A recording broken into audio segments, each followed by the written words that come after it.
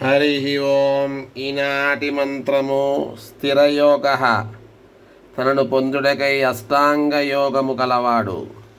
ప్రత్యంజ మహర్షి చెప్పినటువంటి యోగ శాస్త్రములో అష్టాంగ యోగము, యమ అనగా మనకున్నటువంటి శరీరంతో, నియమ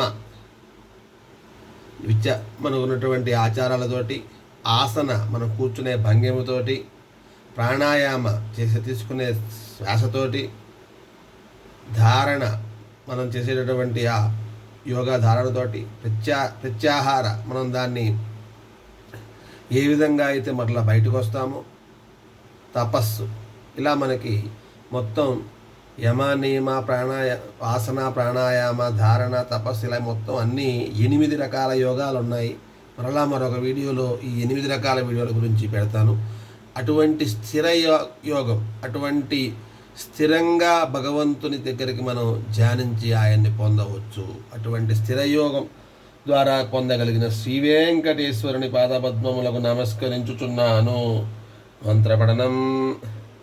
ఓం స్థిర యోగాయ నమః. ఓం స్థిర యోగాయ నమః. ఓం స్థిర యోగాయ నమః.